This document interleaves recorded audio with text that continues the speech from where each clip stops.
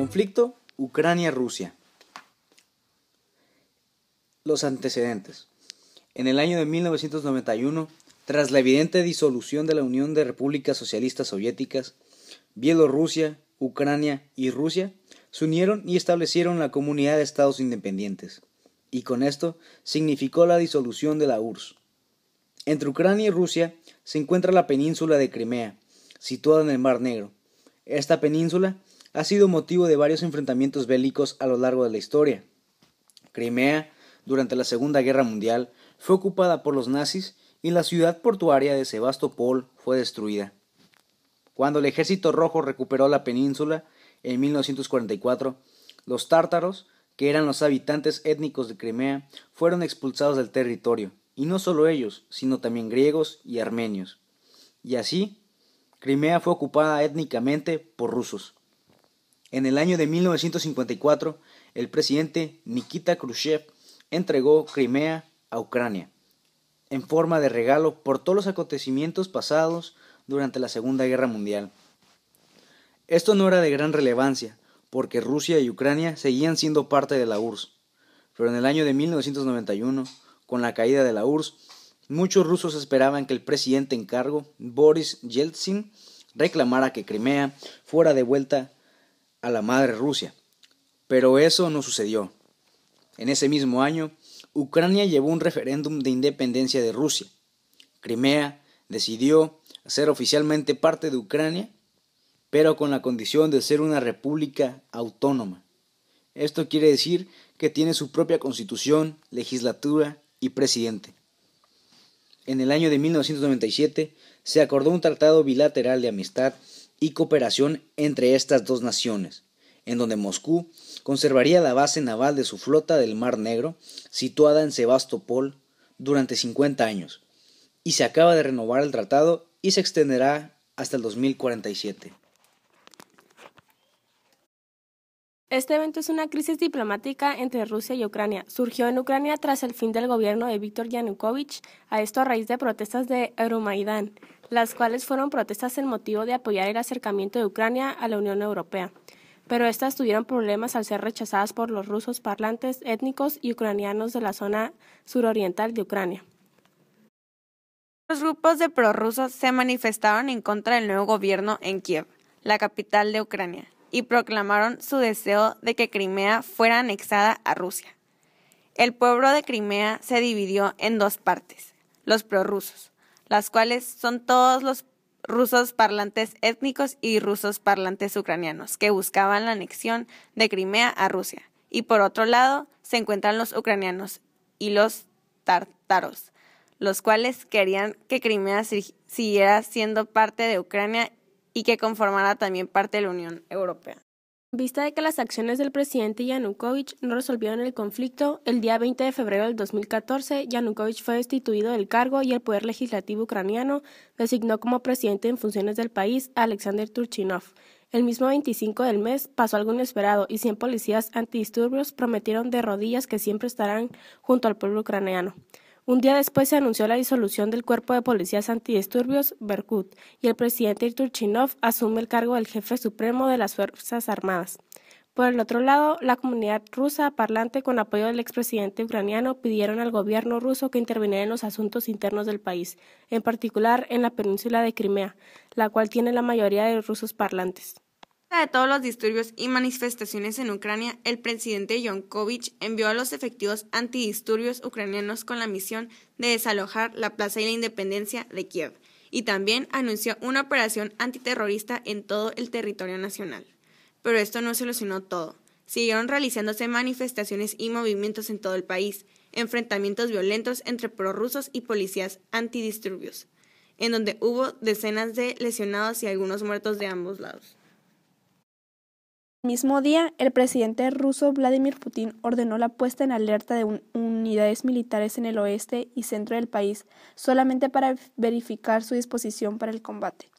El día 27 de febrero, un grupo de unos 30 hombres armados con fusiles y ametralladoras irrumpió en el Parlamento y sede del gobierno provincial de Crimea, en una acción que no dejó víctimas.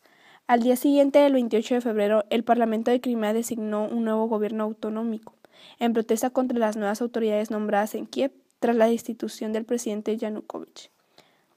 En Crimea se empezaron las sospechas de que tropas rusas entraron en territorio de la península, ya que encontraron militares con uniformes y identificación, en donde el ministro Interior de Ucrania denunció el bloqueo por parte de militares rusos del puerto de Sebastopol, ubicado en la península de Crimea, y calificó la acción como una nueva invasión militar y ocupación. El día 1 de marzo, el presidente Vladimir Putin obtiene del Parlamento ruso el permiso para intervenir militarmente en Ucrania, a pesar de que sus tropas ya estuvieron realizando intervenciones militares en puntos estratégicos. Inmediatamente, el gobierno ucraniano declaró que los movimientos de las tropas rusas en Crimea son una declaración de guerra contra Ucrania. La OTAN y la ONU calificaron la actitud de Rusia como provocación. La crisis militar en Crimea hace que la bolsa de Moscú caiga y aparte que Estados Unidos suspenda negociaciones comerciales y cooperación militar con Rusia. El día 4 de marzo, el presidente Putin ordena a las tropas rusas desplegadas en la frontera con Ucrania a que regresen a sus bases, pero los uniformados seguían haciendo presencia en la península.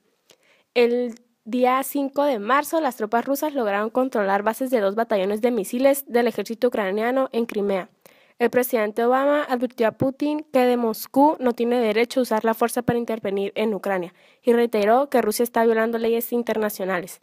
En visto por las acusaciones internacionales a Rusia, el Consejo de Seguridad de Rusia preparó una serie de propuestas que se presentarían a Estados Unidos para poder encontrar una posible solución a la crisis en Crimea en el marco del derecho internacional.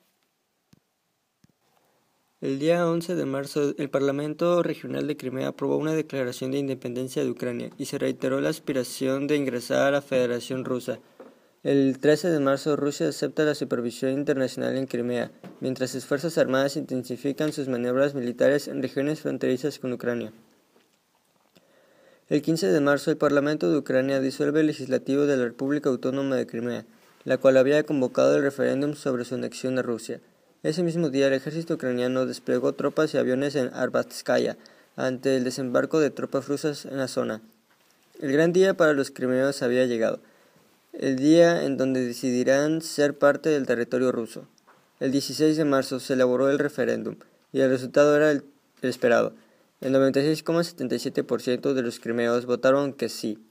Ucrania dijo que nunca reconocerá el resultado de las votaciones y el Parlamento de la República de Crimea pidió oficialmente la anexión a Rusia tras aprobar una declaración de independencia en la que se dirige a la ONU para que se reconozca la soberanía de la nueva República Soberana y al mismo tiempo lo mismo a Rusia. Vladimir Putin reconoce a Crimea como Estado soberano. A pesar de que oficialmente Crimea sea parte de Rusia, Ucrania y la ONU desconocieron dicho evento. Tras el surgimiento de autodefensas ucranianas y prorrusas, hasta la fecha siguen habiendo enfrentamientos militares, pero aún no hay un enfrentamiento directo entre tropas rusas y ucranianas. Pero se le acusa al gobierno ruso de adiestramiento y suministro de armamento de todo tipo a los prorrusos. El 16 de abril, la OTAN anunció el despliegue de recursos militares por tierra, mar y aire por la crisis de Ucrania con el objetivo de proteger a sus aliados y defenderse de cualquier amenaza, y se le pidió a Rusia que sea parte de la solución y que deje de desestabilizar a Ucrania y que retire todas sus tropas.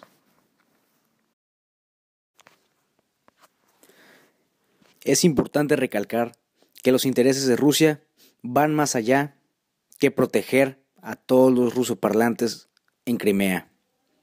Se calcula que entre el 25 y 30% del gas que llega a Europa lo hace a través de la empresa estatal rusa OAO Gazprom, la mayor extractora del mundo. Y por Ucrania pasan parte de los gasoductos clave de Gazprom, que conectan a países como Austria, Alemania, Francia e Italia.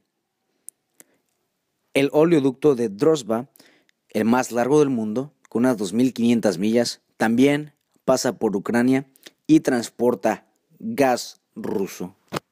Recientemente, en la última edición del G20 celebrada en Brisbane, Australia, el presidente Vladimir Putin fue gravemente criticado por varios líderes mundiales, entre ellos el presidente Barack Obama, quien mencionó en un discurso que la agresión de Rusia a Ucrania es una amenaza para el mundo. Los líderes de Estados Unidos, Japón y Australia declararon su oposición a la supuesta anexión de Crimea a Rusia, así como sus acciones para desestabilizar a Ucrania del Este. También se hizo un llamado a perseguir a quienes derribaron el avión de pasajeros, el vuelo MH17 de Malaysia Airlines, donde murieron 298 personas a bordo. Estas acusaciones ocasionaron que Vladimir Putin abandonara la cumbre del G20 antes de que terminara. La crisis en Ucrania ha agriado las relaciones entre Rusia y Occidente. Las tensiones han crecido entre Moscú y Washington, luego de que Rusia anunciara sus planes de enviar bombarderos de largo alcance en vuelos hacia el Golfo de México. El gobierno de Estados Unidos señaló que ningún motivo de seguridad avala dichas maniobras. También el primer ministro de Gran Bretaña, David Cameron, advirtió a Rusia que es necesario cambiar el curso en Ucrania. Aún no se encuentra una solución al conflicto, pero el mundo entero está atento a las acciones de Rusia. Por un posible conflicto que no solo involucre a Ucrania y a Rusia, sino que involucre al mundo entero. El mundo entero no se había visto tan tenso desde la Guerra Fría, y todo apunta a que surgirá otra guerra si no se le pone un alto a la gran Rusia.